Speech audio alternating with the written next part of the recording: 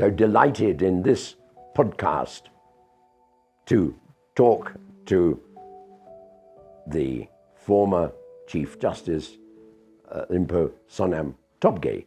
And Lyonpo, I've had the great pleasure of knowing you for several decades, and it's amazing we're still around, isn't it?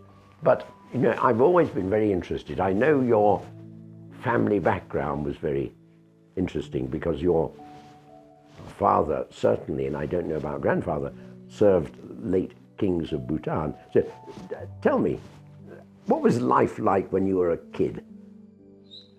Oh, it's a pleasure talking to you. I came from a farmer's, not even farmer, it's a very poor family. My grandfather was nobody, and my father was one of the 46 students who was actually conscripted in 1914 to be sent to India to study English and Hindi. Right. Our Gongsa Ugi Wanshu realized the importance of education. Hence, he actually selected 46 students from all over the country. Right. And my father was remote corners of Pemagasil. Then he was sent. They first came to Punaka, to Bhutan. My late father said they had the audience of the first king, who had a flowing beard, Right. a Yes. great gentle speaker, Right. but with a resolute determination. The ringing words of the first king to my father, no, to the group was, "You are now been selected to study outside, and you are outside Bhutan. It is your duty never to let the name of Bhutan down." Wonderful. That used to be the normal thing, and third, even the first king said that. After that, my father, and along with others, went to Ha. Kazi Ugen started the Ha school in 1914. That was the first school in First Bhutan, school, yes. and my father was one of the 46 students. And during winter, they went to Eshumai in Kalimpong, and during summer, they studied in Ha. So how did they get from Ha to Kalimpong? They had to walk Right. across Nathula Pass, Right. and this continued till 1918. After 1918, they studied, or they stayed back in Kalimpong. I see the wisdom of this, the old wisdom of our king and the Rajat Ugendoji. The reason being, those 46 students were steeped in the culture and tradition of Bhutan, Right. though they were learning an alien or foreign language and custom. By staying in winter, summer in Thimphu, they were very conversant with Dzongkha, Right. though they came from all parts of the country. And I think there was a wisdom in that. Then in 1928 or 29, my father was selected. In fact, in 1922, the first king and Raja Tobgye then were the first, perhaps the great human resource planner. And interesting enough, the first king wrote a letter in 1921, but it was received in 22 there. It was in Dzongkha. And the British translated it into English. And it is interesting, there are 10 points. Right. asking for a scholarship for the students. It started, I hope you don't mind, I'll take some time. Yes, in that. do. Yes. The background of asking for a scholarship was Bhutan so far had internal trouble. Now the peace is there in the country. We can develop. So development can be done only through education. He said, hence he selected 46, but there he mentioned 45, but it was 646. And half of them are graduating matriculation, and half of them were successful, half of them were to be sent for higher studies, and their human resources and the policies were enunciated in that letter. Right. And this was the first king. First king. Right. First he said, Interesting that he talked now about problems in the past, because I don't know how many people realize that until 1907 and the coming of the first king, Bhutan was a mass of internal disruption and fighting, and the monarchy brought peace. so interestingly, our fourth king, His Majesty Jim Singh Wangchu, always mentioned on the National Day that Gongsa Ugyen Wangchu, the first king, was able to ensure the domestic tranquility. Right. Hence, he was able to bring development in the country, unity in country. And His Majesty always appreciated this great role, which was actually mentioned in 1921 or 22 by the first king. The second thing he mentioned is that the country is ignorant despite the monastic education where Bhutanese excel. He wrote their monastic education within Bhutan and Tibet, but now he wanted to have a relationship with other countries. So he wanted them to go for higher studies. One of the first things that he mentioned is as a health policy. Right. He said, our people, due to poverty, our health system is very bad. Therefore, he wanted to send 2 persons to study medicines. Then the second thing he mentioned is ignorance is the worst thing in Bhutan, and therefore he wanted to send 6, he used that word, English word, lads. That's right. Not the lasses. No lasses. Lads, 6 lads to study education. And mind you, how he said, he will say, I want to send 6 students, lads to study, Right. to be trained as a teacher. They will come back to Bhutan, they will impart education and train the primary school teachers Right. who will be deployed in the whole country. So this was the birth of education in That Bhutan. was the birth of education. And actually it's not really birth, but that was his policy. The birth of education is 1914. 1914 Yes, in when Ha. with that small school in Yes. Ha. Yes. Yes. Then the second school was built in 1915 in Bumthang Right. for the second king, for the second crown prince, Right. who became the second king. 2 teachers from Kalimpong, from Ha, were taken there, Ugyen Sereng and Joseph Stein, who was known as Fento Elias. And actually in 1914, Dr. Graham and Dr. Sutherland sent 2 students, Ugyen Sereng and Joseph Stein in Ha, Right. and they moved. And this is Dr. Graham of Dr. Graham's Yes, home. Dr. Graham and Sutherland, Right. Dr. Sutherland. So these 2 moved to Bumthang to teach the second king. Right.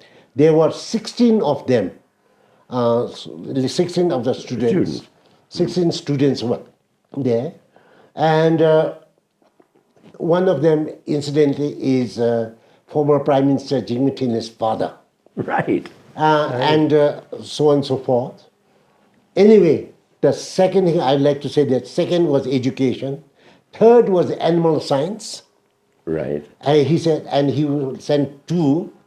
But among other things, one of the most interesting things is that Bhutan is a board of the sources of all the rivers in Bhutan, which flow from Bhutan to India, and therefore we must harness the rivers to generate electricity, Right. which will benefit Bhutan and also India. And India. He Yes. mentioned that. Yes. And this was the first king again. It is letter in a Yes, letter yes. from retrieved from the British. No, I think from Archives, Kalimpong. Yes. And like that, there were many others. The other thing, important thing they had was the forest. Forest, General Namdauji's father, Yep.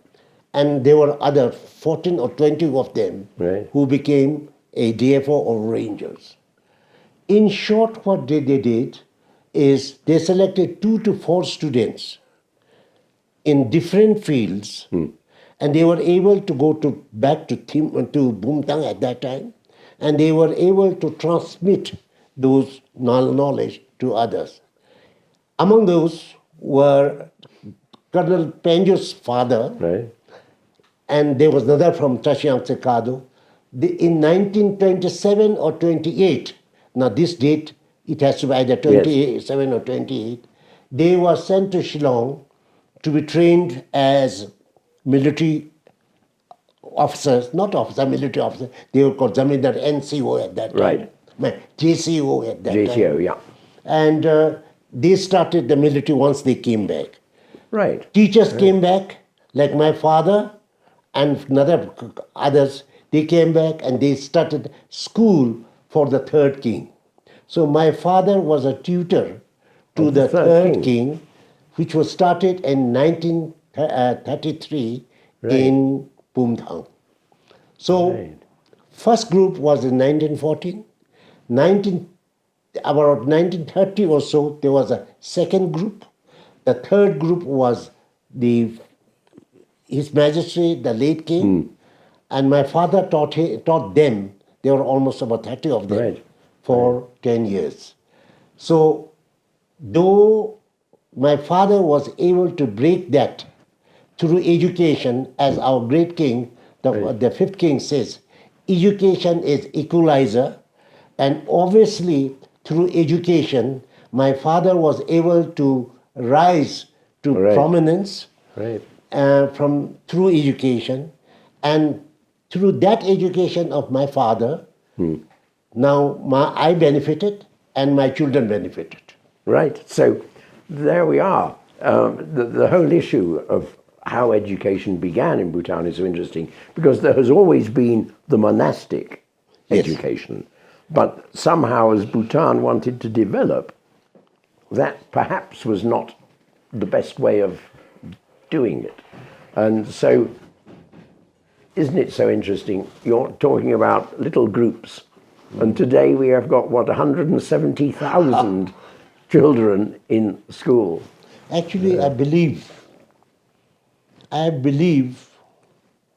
heard it through some of the old servants. It was in 1903 and 1904 when our first king went to Tibet with Colonel Liang's husband. And he's supposed to have said, though he was a king and mighty king in Bhutan, he was not able to communicate with others. He had to totally depend on the interpreter. And he said that dependence on interpreter is a wrong thing. He said, on my return, I'm going to send students to learn English and Hindi. That was the beginning. But from 1904 till 1914, efforts were made. And those efforts are recorded by J.C. White and others. Right. Late king made the first king made a lot of efforts. He was not able to fulfill it until 1914. Right. And so, Lyonpo, when did you come on the scene? What year were you born?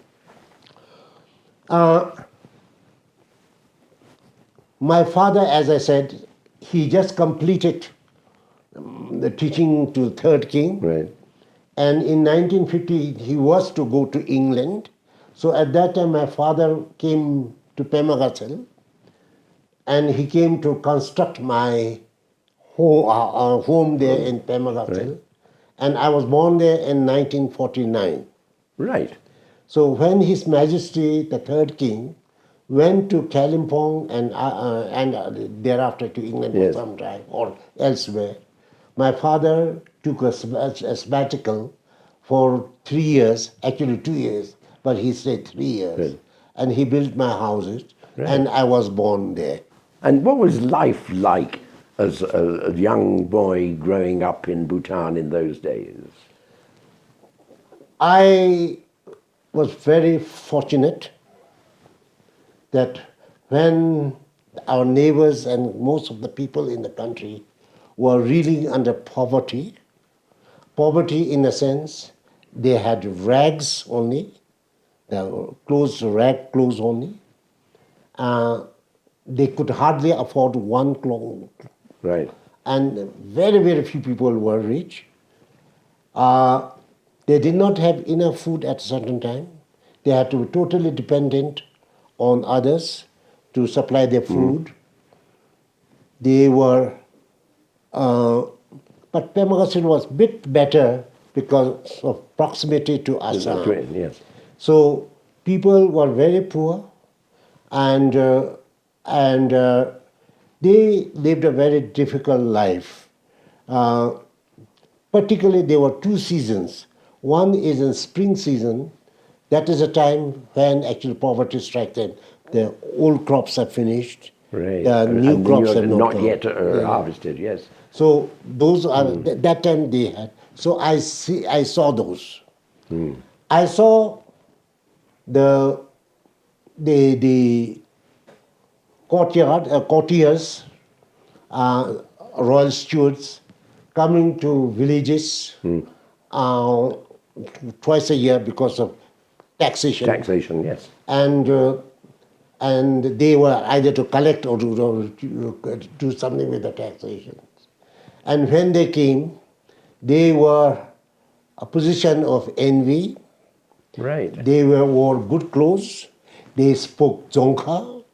And another good thing they did was most of them, whenever they came, they were able to tell the stories of the king, the mighty kings. Right. So this is how Yes. oral transmission happened through the visits of the tax collectors. Yes. Then they said that in a limited circle.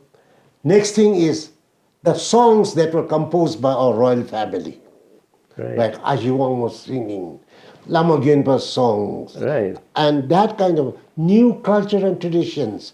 And I could see the young girls eagerly waiting to learn from them. Right. And in the evening, not always, evening they dance. So they learned the history, they learned the pride of our nation, they learned the culture and tradition, they keep in contact with taxations and others. Right, which puts a new perspective on all our tax collectors today collecting our new land tax, doesn't it?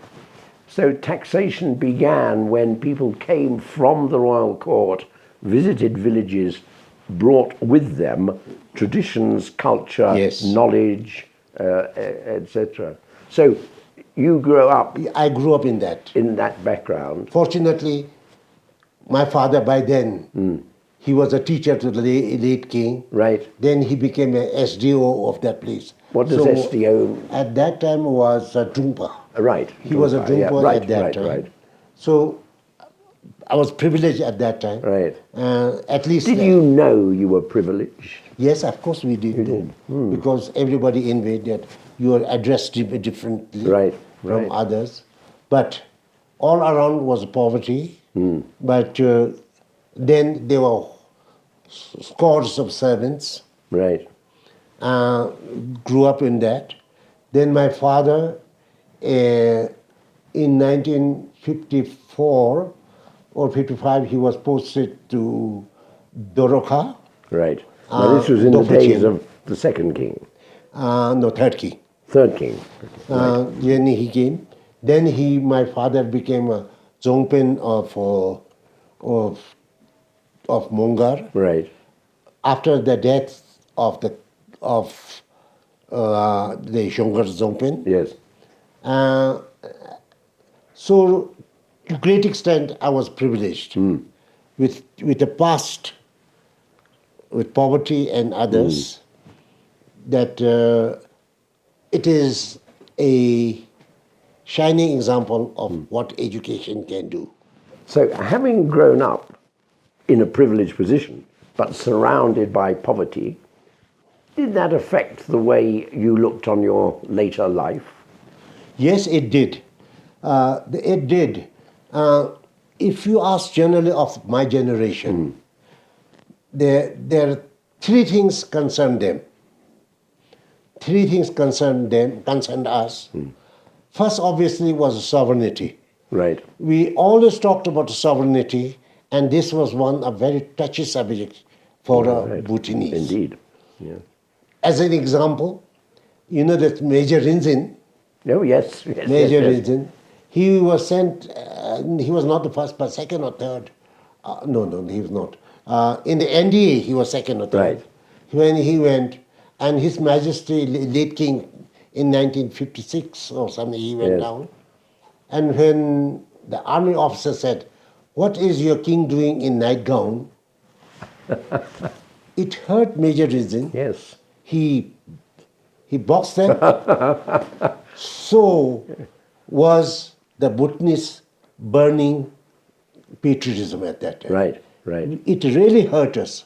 Right. So this was not only isolated one case, but all of it. First was sovereignty. And in those years, the position of Bhutan was very uncertain until 1971, when Bhutan joined the United Nations, which absolutely cemented Bhutan's sovereignty. But in the years beforehand... Cemented, but yes, it hurt us when they were saying that Bhutan is not independent. Right. It hurt us because, again, I studied in Kalimpong, so the adjoining state, the country was Chogyal, about Sikkim. Yes. And so we all had a common aspect. Yes. So first thing was sovereignty. Second thing, at that time, almost all of us talked about poverty. How we can alleviate Right. the suffering of our people. Somehow we talked like that in the young days. Tax, interesting, you mentioned that. If you read the first king and second king, started in 1919, I think, this taxation, reform in taxation, Right. reduction of taxes, they were one of the common features of all the kings. Hence, the beginning of monarchy in Bhutan was a beginning of the king or the government giving service to the public. Right. Before that, the public that had to support the Devrajas and others. Which is very interesting, isn't it? Because if one looks at the history of monarchy in other countries, the ordinary people would see that they had to give service to the king. Whereas in Bhutan, the culture seems to have been that the kings had to give service to the people. That was the... How did that difference arise? One thing I believe that the greatness of a king, obviously they came from blue blood. It's wrong to say that. They have been refined through the ages. And the Wangchuk dynasty in particular, So they were able to see the difficulties themselves as well as they saw. Second thing was almost all our former kings, particularly Gongsa Jimi Namgi, he never treated Gongsa Ugi Wangchu separately. Right. He had to eat the common food Right.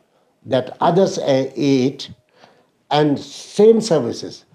It was second king also they did like this. Right. Third king was a bit better, Right. but they had to do that. And I saw, again, lesser extent to the fourth king. Yes. In short, through the succession of their responsibilities, they were taught or made to realize the service to the nation. Right. So it is the inculcation Yes. of that habit. So or this is, I'm often values. asked, why is the monarchy of Bhutan so much loved in the country when other monarchies have fallen? And so that aspect, namely inculcating the concept of service to the nation, is an important reason why the monarchy remains so strong here in Bhutan. But however, to revert back to yourself, Lyonpo, so if I remember rightly, you went on to Dr. Graham's homes. Yes. Tell me about Dr. Graham and his home. Firstly, again, true to the Bhutanese tradition of our former monarchs, first grounding was always in Bhutan. Right. So similarly, my father, since he was a product of that Right. school of thought, so my primary school I did in Mongal and Tashigang. Right. And I was privileged to be taught by father, late Father Mackey, for 2-3 years in winter before I went to. Father came in September 1963, Right. and I joined Dr. Graham's homes in 1964. So Here, wonderful. the stark differences, appreciation, and different others, both in education system and others. So I went to Dr. Graham's home. From Dr. Graham's homes, I came back, and then during the winter, the third king summoned me because of my father. So in April 13th of 1971, I joined the service of the third king. Two of us joined, Sonam Tobgye and myself. We were the junior most there.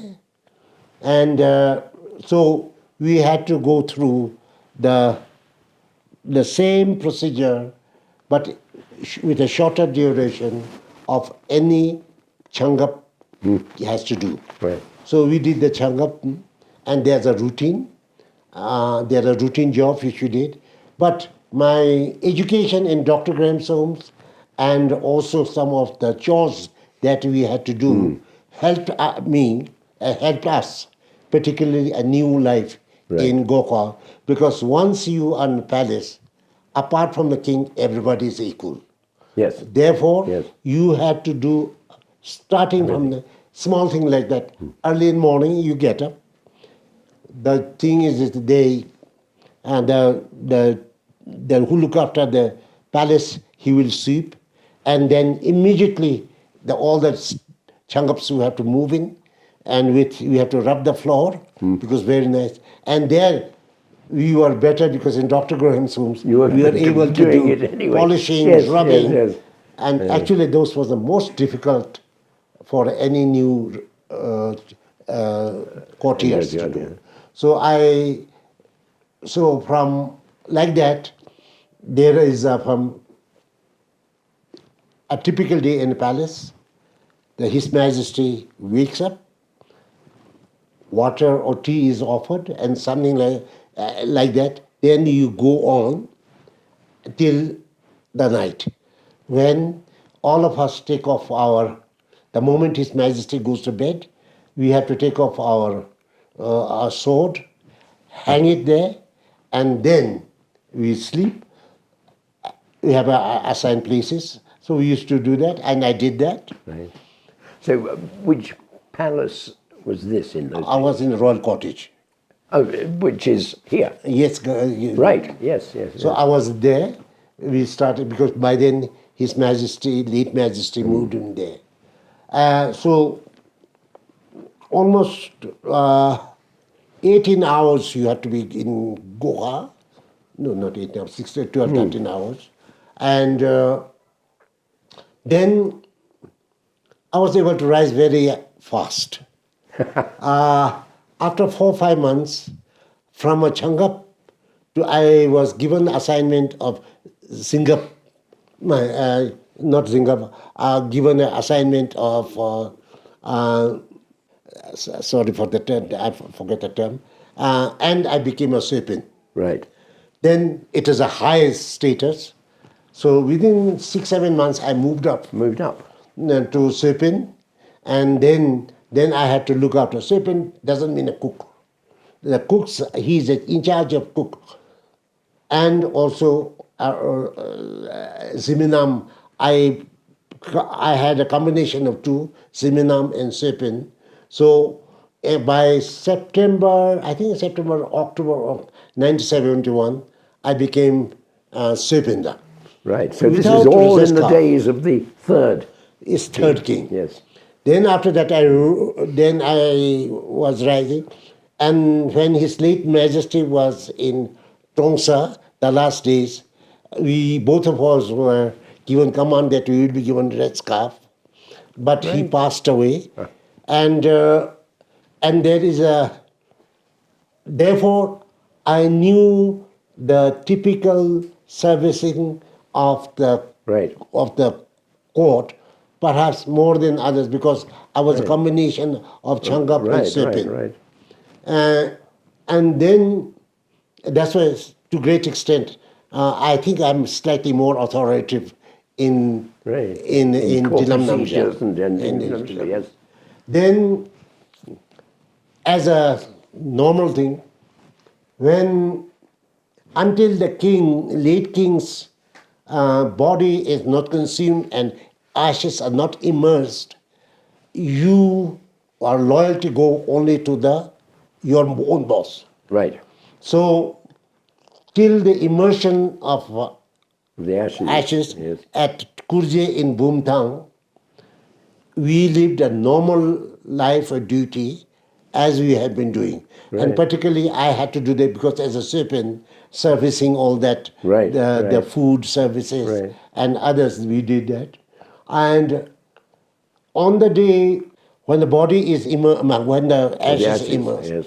in the following day, we will be summoned by the senior-most officer, by that time Zimpin, and the Dojilipin, so there is all Yes. this.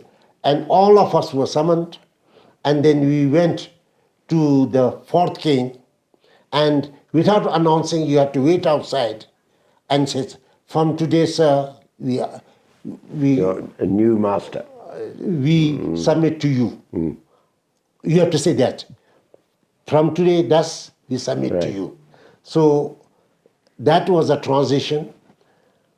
There were some unhappy moments at that time because there was loss of your hopes. You do not know what was going to That happen. happened. Uncertainty. Uncertainty Yes. was there, change of time. But His Majesty was very gracious. The moment His Majesty came back from, no, he was a very small, a young boy. not That's boy. right. Well, yes. When he came back from Bhutan, and he called all of us and gave us surah, and he said, "Don't ever think, my father has passed away. You will serve me as same as you." as your father, And you yes. can imagine there were tears in the eyes of those people, and including myself. Right. I think some of us sobbed. So those were the incidents. And then 1972 was it. And by 1973, I was one of the only person to move into the fourth king's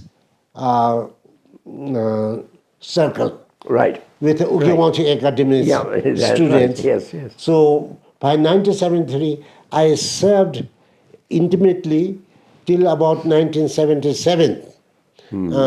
So I had the honor of witnessing our fourth king and So the great this kings would that have he served. been along with late Dasha Wangchun, Yes, who along with that. I always remember from school was very close to His Majesty and served His Majesty till the day he died. Yes, you were there. Only there were two outsiders to the third king's circle, Right, my fourth king's circle. That was General V, right. and I was from third king. And you were the other one, Yes, right. so only right. two of us from Right, outside. right. All others were from From Ugyuwangshu. Ugyuwangshu, his classmates. That's right. And then I served there. Then in 74, after the coronation, on the graciousness of His Majesty made me immediately after 1 week, 1 or 2 weeks after the coronation, His Majesty conferred a red scarf to me. Right. I was 24 only, My goodness. and So you must have been one of the youngest Red I was Scarf one of the officers. youngest. Yes. Youngest was late Prime Minister. He was Right. conferred at the age of 6. Then there was another person who was conferred at the age of 21, but it was through their marriage. Right. Tashu Kaka. Right, After right. marriage with Yeah. but generally, I think I You was were the the youngest. Right. That's a distinction, isn't it? Dear, dear, dear. Yes. And so where did you move into from then on? Because I can remember meeting you so vividly when you were the Secretary of the Royal Civil Service Commission.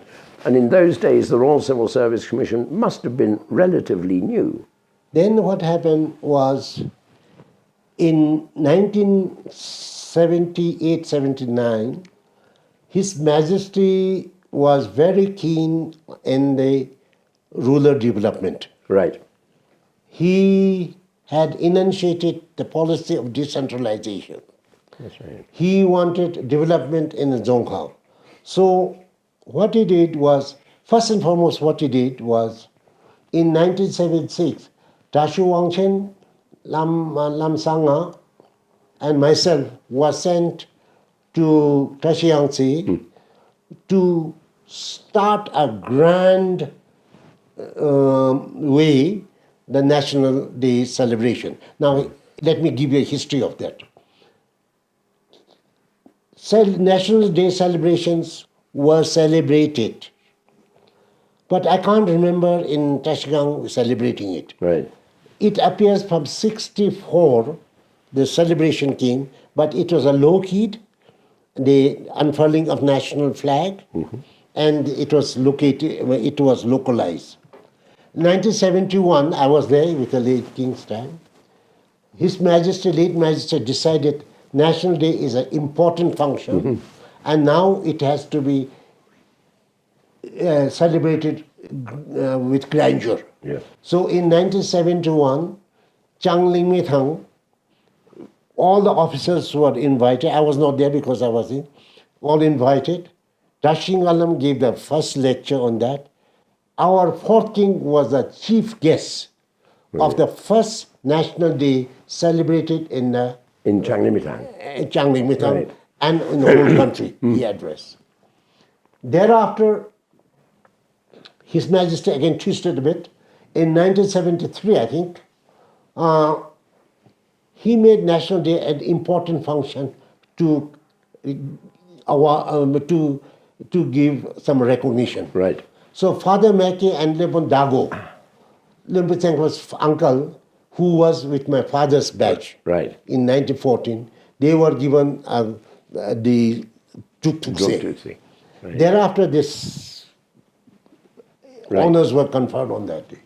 So, and he wanted to take it a grand way in 1976. So we went to Tashiangse. Right. It has 5 significance. First, His Majesty said it has to be grand. That Bhutan public must know our culture Right. and heritage. Second thing, it has to be only Bhutanese. Right from the morning, serving of Thukpo Chetu, Seja, Shizangam and others, that tradition has to be known. Third thing is that all the Bhutanese sports must be revived. And Right. speaking frankly, most of the sports had almost like Khur, Deko. Yes. All the Deko was there, but And wrestling. so all this was revived. Then the fourth thing was that the people must see the culture. Right. Then the tents and the people were so proud. In those days, Bhutanese always thought, and we were told that your country of darkness. There's a typical that's right, saying. yes, yes, And His Majesty changed that. It was not darkness. So if you have a grand, then a military band, and the students, the marshal, it is really infuse this pride in them. So So would it be fair to say, Lyonpo, that these years were the time when, from being, as you say, a dark, unknown, hidden mountain kingdom that nobody knew about, that these were the years when the change came, when Bhutan opened to the world, became known to the world, and became a proud nation? the knowing to the world is a different. Thank you for saying that. Let me see that. Right, Through this National Day, right, His Majesty, the fourth king, was able to make the people proud to be Bhutanese, proud to be Bhutanese, yes, hence national identity. yes. Actually, national identity, he said it in 1973. Now, these are the too many stories. In 1973, he did. 1973 he did. 1974, he set the 5 policies of Bhutan. Right, right, Which So, we did that. And it gave great pride to the Bhutanese. We were, then we were learning about Bhutanese culture, tradition. Right. Until then, this was. That's right. Concerning the knowing from outside, it was the conscious effort of the third king. First and foremost was, I don't go into much in detail, first and foremost was institutionalizing the National Assembly. Right. National Assembly. Now that, he gave a story to that. Like that, he went one after another. Then he visited India. He made people know that we are different. We speak different language. We have different culture. We have own pride. And Nehru and all that. Then he invited Nehru here. Nehru said, we are here not to dominate you as a big brother, but to respect you as a separate country. The great speech in 1959. And that was not enough. Then what he did was 1962, we joined the Colombo Plan. Colombo Plan, yes. Agitashi played a vital right. role in that. Right. So slowly and gradually, we were penetrating into the international arena. Right. And in 1971, that was one of the culmination of our role in international. I always feel one of the very greatest achievements of the monarchy was the third king managing to persuade Nehru and daughter Indira Gandhi to support Bhutan's starting entry on to the UN. 67. That discussion started Started in 67, yes. That is mentioned. And therefore, on 1971, that third king said, today you are an unknown country. And also we could do what you want. From today, yesterday, you were like that. From today, we are the member of the nations in the world. And he equated that day as the second day importance of Shabdung coming to Bhutan. Right. And then he said, from today onwards, we must be conscious of our duties, for others will know us, and we want others to know. But don't you think it was a great personal triumph of the third king to persuade India to support Bhutan's entry? Because not everybody in India was in favor of the idea, but I always feel the third king worked magic on Nehru and Indira Gandhi when they visited on the... Not Nehru, it was Indira Gandhi. Indira Gandhi, That's yes. a different story. Yes. This story is shrouded in mystery. I don't think it's time to tell. No. But the torture spirit that a third king went through on that admission into UN. Right. Before that, he did one was the one, as I said, Colombo Plan. Right. Second thing he did was Postal Union. He joined the right, Postal yes, the Union. International because Postal Union, Postal yes. Union, somehow I think His Majesty was conscious. The second law, the first law to be passed in Bhutan was actually Right. the And that was Stamp what? Act. IPU was in No, different. 1969. That was I don't Yeah, say. I think so, yes. So, but before that, in 1957, the Stamp Act was passed because postal is a sign of sovereignty. Yes. Quite One right. of the Yes. 9 sovereignties, a sign of sovereignty is post. Post, I think yes. he was working on it. Then he went finally to the UN, Right. and also that great speech that he said, what I told you one, and then he said finally, I have done my duty. Now I will hand over to my son, Right. and I will pray for his spirit to be more glorious than Right. Right. past. Right. Right. Now, so tell us a bit about the work in RCSC. Oh, If I remember, you introduced something called carderization. sorry. Then this decentralization took place. I was supposed to go as a Zongda, Right. but somehow in 1980, Right. by December, His Majesty no. I was to go as a Zongda, and 1981, in April he decided that I should go to the court. And at that time, the unwanted people were sent there. And I didn't like it. Right. Not because of that. I didn't like it because my Dzongkha was poor at that time. Right. The second thing was it's a troublesome. Yes.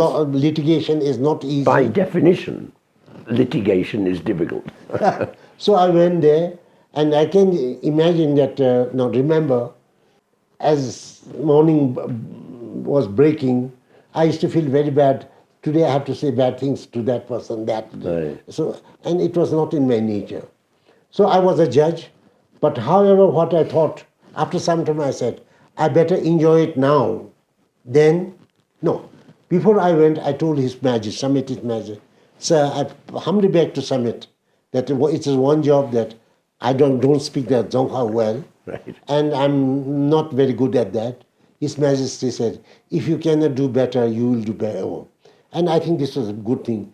If I survived in my life and did well, it was appointment of the High Court where I learned Dzongkha.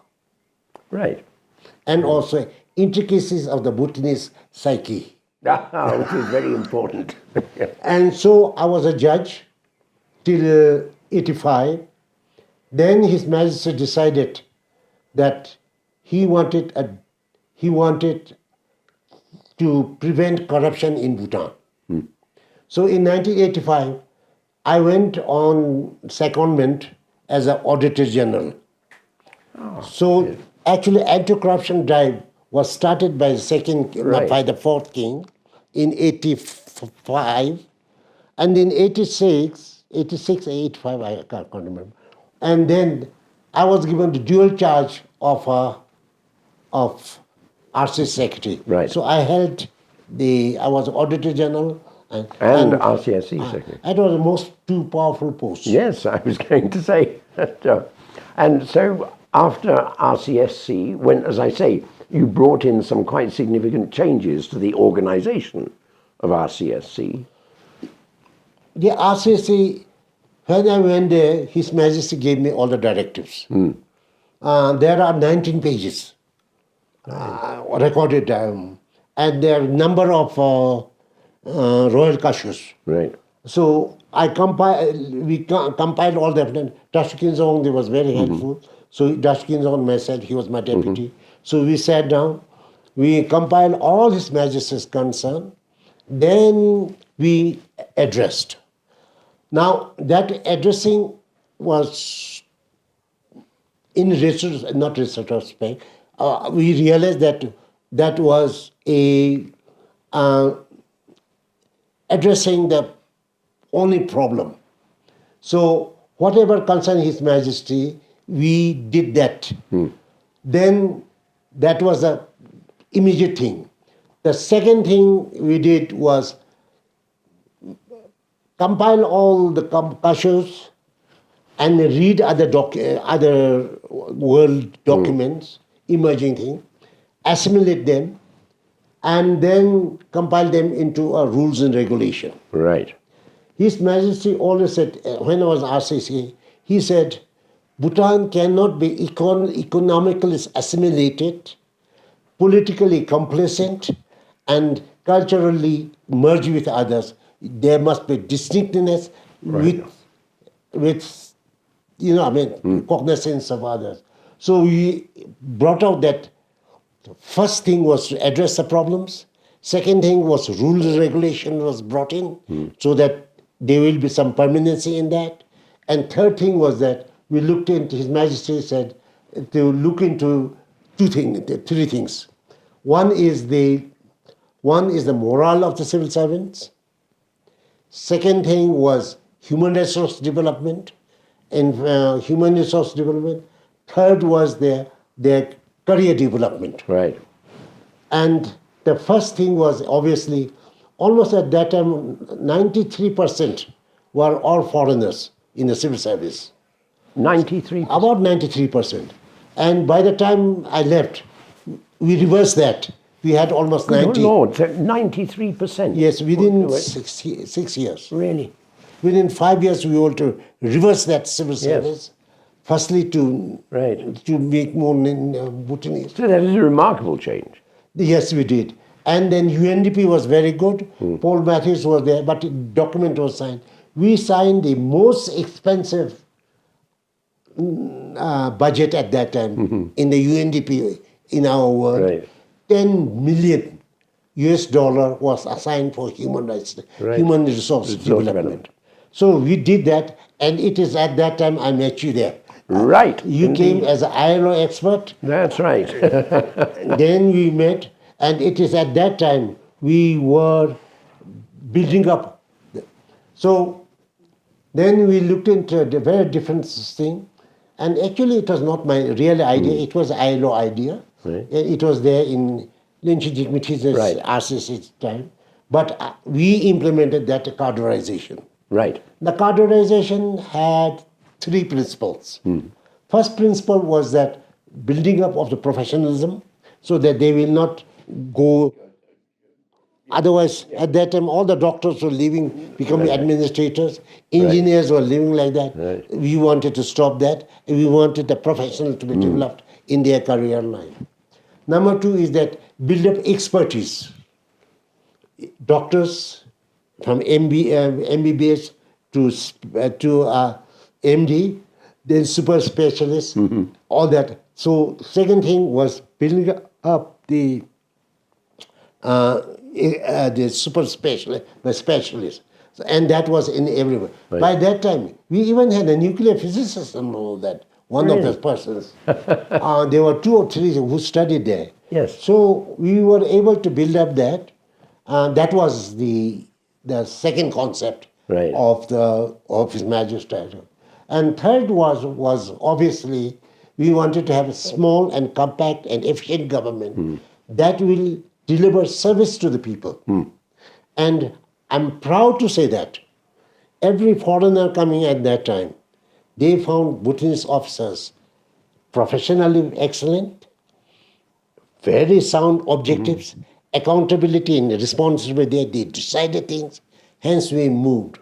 We were able to translate His Majesty's ideas in the field and contribute. And I recall talking to foreign aid organizations who were always so complimentary about Bhutan and how it handled aid with little corruption and a very efficient and dedicated way of using the aid. In fact, Bhutan had a very high reputation among aid organizations. And so, but then now, after our CSC, did you go back to the court then, or? No, then after RCC, and audit.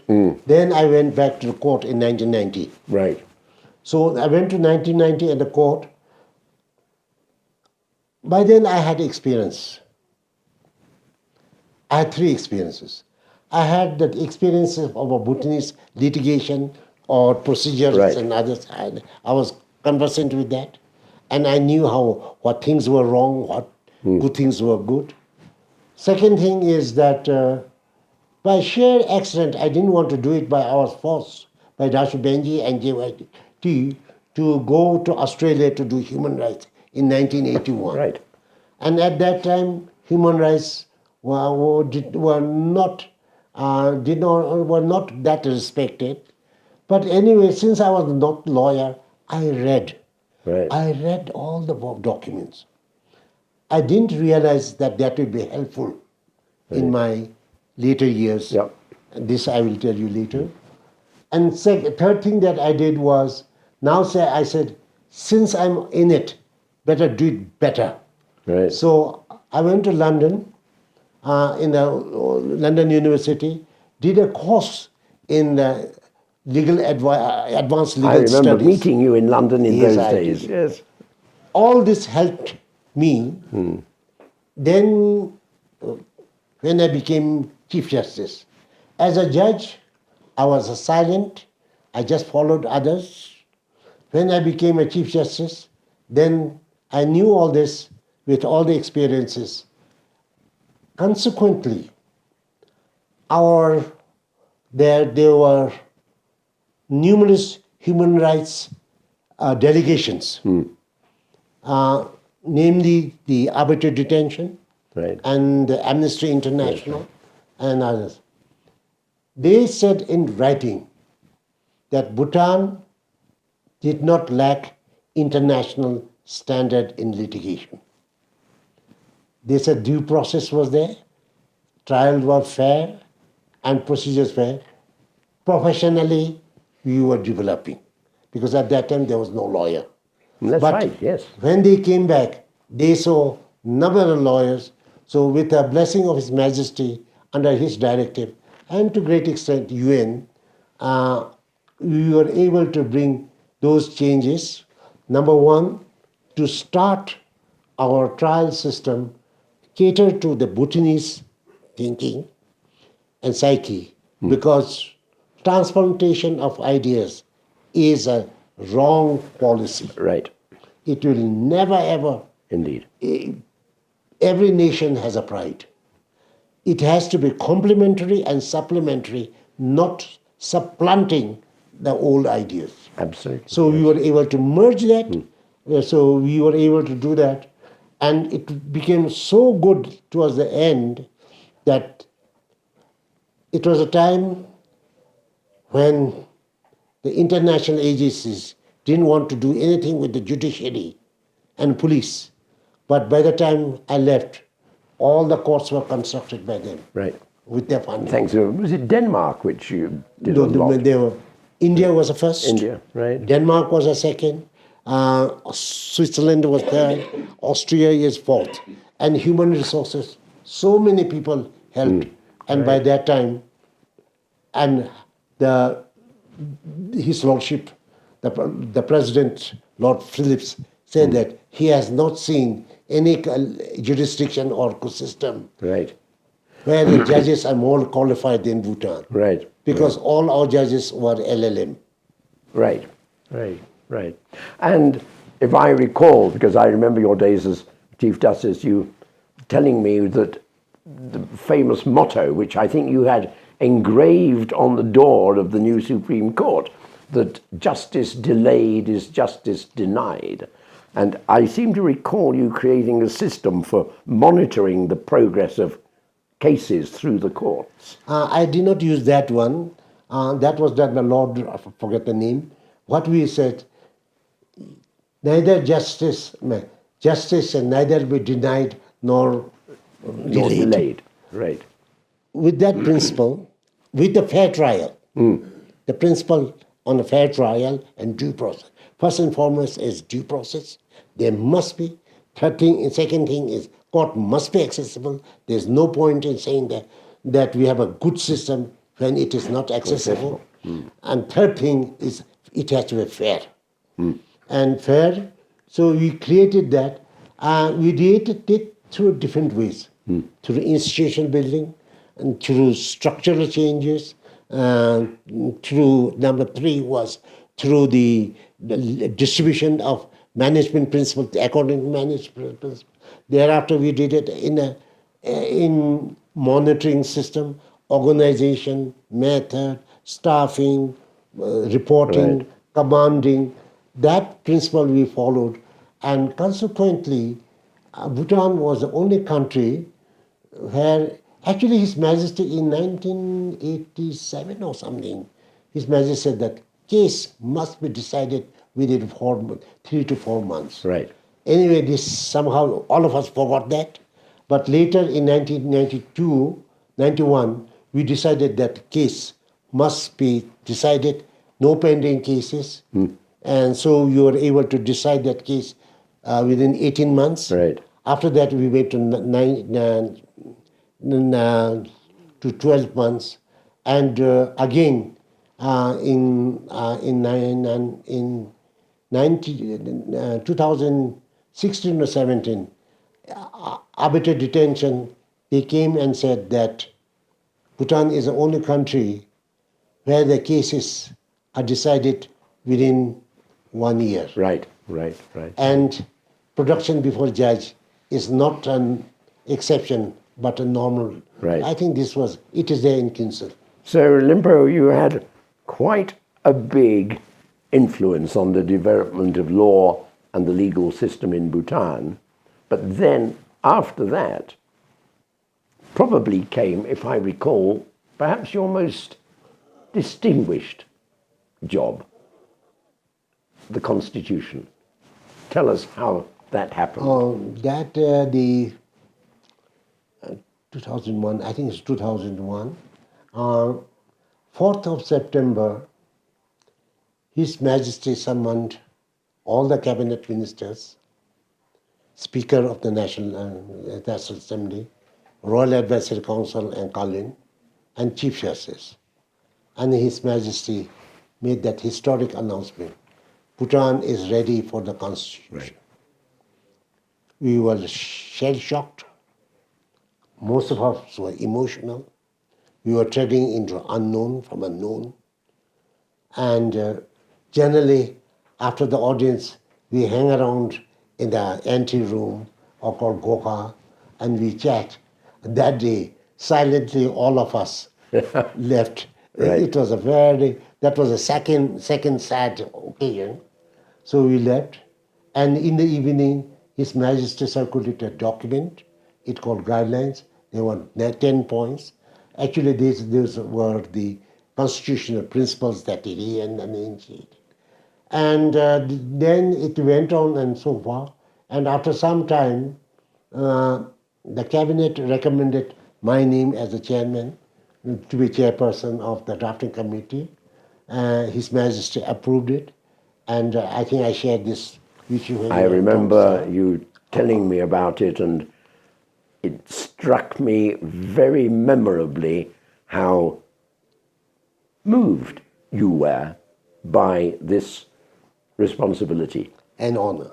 Yes, and I can remember thinking to myself, pretty good with English understatement, that having had such a wonderful and distinguished career, this was the pinnacle. Let me say this here.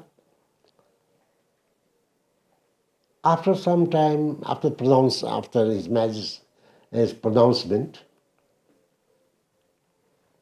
being frank, I don't think people believed it. They thought it was a gimmick, but not thought. Right. Actually, they wrote. Yes. Particularly, there's one Chandrasekharan rewrote. Here's another gimmick. And also, actually, Bhutanese believe that. Right. Number two is that who's going to give a power, particularly our king, they said. And third thing is this, it's not going to be just small things here and there. Mm-hmm. So they didn't do. So after that, after appointment, that was the background. So I became a chairman at that background, and they had a nasty things to say about me, and also committee members. And there were about 300 comments from inside, 304 comments from outside. I collected all of those, Right. and they are there. I don't think any one of them was kind, but to me, you always learn. I was one cardinal principle of Shabdrung Namgy's his law, the charter was, we said that what he said is that you must not be happy with the praises and unhappy with the criticism. And I thought that was the important part. And for me, those criticisms were guiding light. They did not allow me to make mistake. Number two, I was able to take proactive actions. So they were the guiding lights. And the constitution was drafted. The constitution drafted, it had some principle, I don't know if you have time or not, but the first principle was that the constitution, to have its legitimacy, that the committee members must be elected. Now, firstly, it should be committee or assembly, constituent assembly, not a commission. Right. Commission is a recommendation. Committee is a deciding legally. So we said drafting committee, that we finalize. Second thing is that His Majesty was absolutely clear on this. So 20 members from a district, they were elected primarily and solely for drafting the constitution. Right. So therefore they had the full authority then. Then obviously there were 13 members from the government Prime Minister nominated at that time, judiciary nominated 2, His Holiness nominated 2, and like that. Now, number 1 was that representation. Number 2 is the experience and knowledge with the bio.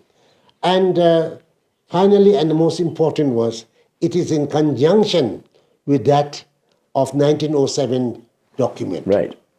It says, we today elect our king with the consensus of the people. Trasang, Right. Yes. Trasang, government, then Penlop's regional, and the people. People. So, His Majesty was very clear that committee members must reflect that historical as well as that. So that when we draft the constitution in preamble, we the people will be reflected there. Right. So, okay, so we did that. So we drafted. So if I can just interrupt you, see, so that opening phrase, we the people, which some people think, oh, must have come from the USA, it actually came from Bhutan and the days of the Shabdrung. It's like this. Thank you for reminding. We opened it with the We the people. Obviously, American thing was, so many countries copied it. Yes. But if you read the 1907 document, after the adulation or the address and title, that's another interesting part, I'm not going. And the We the people is there. Right. We say Rangchak. Right. Rangchak and elaborates the Trasang, but we is there. So therefore, it is an idea not borrowed from there. It was 1907. Right. So it's intrinsically Bhutanese, not following the American. With obviously there is no, we are not dissimilar. Right. So the Constitution was written. I had the great honor of being present in Tashikojong when His Majesty signed in gold ink with a pen, which was not all that easy. And then subsequently, Lyonpo, I think you then made some contributions to education. Concerning the Constitution, I'd say we the people has few important aspects. Right.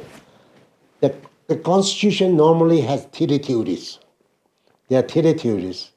And one is you give unto yourself, that is ordaining. Second part is the constitution is a product of revolution. Bhutan is Right. not so. Not so. Right. It is not the other way to be giving. Then third one is powerful foreigners give the constitution, and Bhutan is a very typically different. It is the symbol. The expression of democratic nature of the Wangchuk dynasty, particularly Right. K4, Right. that he gives the power to the people, which defies all three Right. principles. So that is this number one we. I think what is often not realized, both within younger Bhutan and also outside, is that the fourth king was determined from the day he became king that he wanted to institute parliamentary constitution and constitutional monarchy. And a lot of people think that he was under pressure from outside. It was not true. He had that intention right from the very beginning. And that must have come from the traditions of the Wangchuk dynasty. Number one is that, let me finish the other part, I better say it, it's a very important question. Then His Majesty said, this document must be hush-hush or worked out in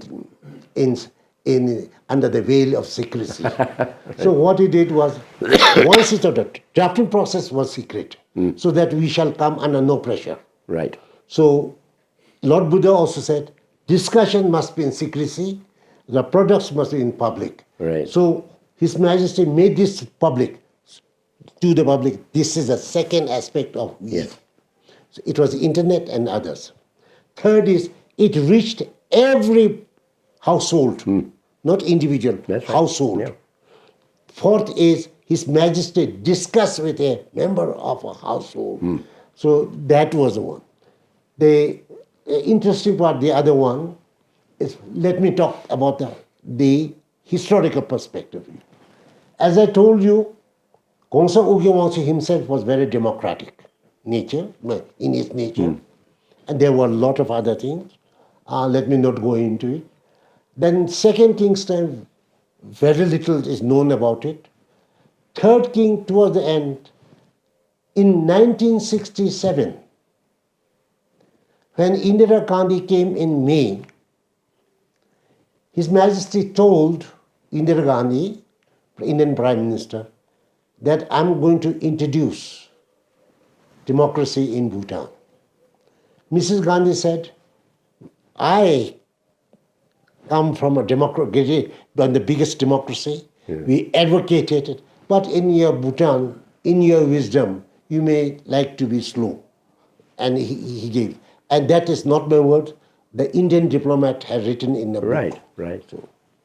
After 1 month or so, His Majesty selects the Council of Ministers. And then he said, this will be ministerial government and called a constitution monarchy. So democracy, constitution monarchy is all mentioned in as early as 1967, and then 1967, 1968, 1969, 1970, and then there was a little lull period because His late Majesty died. Then His Majesty was young. But I can tell you this, as a young man, though it didn't really make anything to me, as early as 1973, he didn't use the word democracy, but he always wanted to share the power. Right. So in 1980, he started DYT, DYT. That's right. the district development thing. Yes. That was the first decentralization. Then it went at the local level of GYT, and then in 1998, then the devolution of power.